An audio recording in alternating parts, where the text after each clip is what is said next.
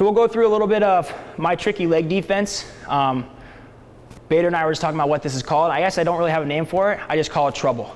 So when a guy gets in on my leg, I'm always looking to cradle from here. So whether the guy is on a single leg or a head outside single, I can turn it into my position. So if a guy's in a head outside position, I'm just going to quick bump him, throw his head to the inside, right? If he's in on a head inside single, that's more preferable. The key to doing a cradle from here is I got to shift his weight. I got to shift his weight from his outside hip to his inside hip. So if I'm wrestling this guy, so this would be his outside hip, this would be his inside hip from this position. My goal is to knock him to his far hip. That takes the danger out of the cradle position. Also, when cradling somebody, you never want to bring them across your chest. So when I go into this back fall position, I circle until I can't circle anymore, and I high leg over. So one of the biggest mistakes that guys make when they cradle, they get impatient, they try and drag someone across their chest, and they get in trouble. So there's actually zero danger in a back fall. And then it's the most dangerous cradle that we can have. It's a pinning cradle.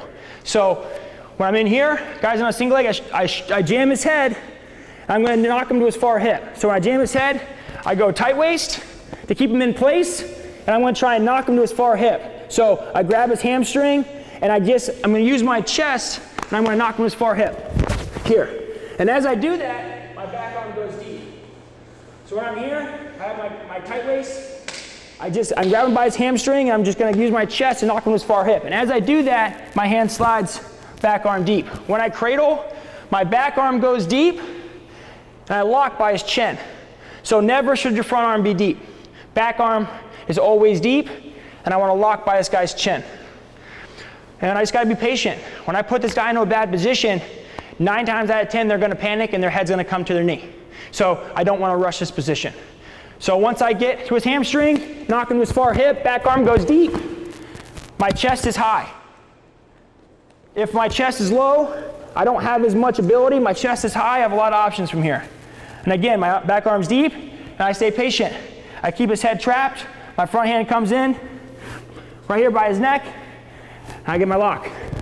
If he holds onto my leg, I have 2 options.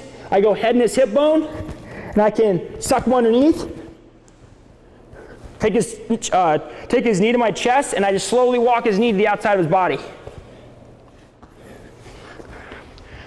My favorite is the back fall. So back of his hamstring, knock him to his far hip, back arm goes deep, into my cradle. As he gets back to his base, I stick my head in his hip bone, I knock him to his far hip like a bull. And I circle towards his feet till I can't circle anymore, and I high leg over. Knock him to his butt. I circle my feet till I can't circle anymore. I high leg over.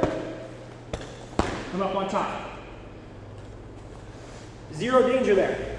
I'm not rolling across my back. I'm not rolling him across my chest. A lot of people get here, they lock up their cradle, and they start doing this. They start trying to roll this guy across their body, and that's when I get in trouble.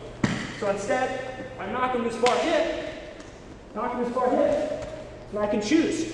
I can go towards his head, where there's no danger, or I can backfall, whatever you feel more comfortable with. Head in his hip bone, circle till you can't circle anymore, high leg over, into my pinning position.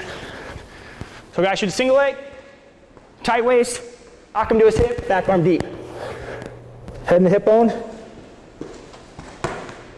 into my cradle position.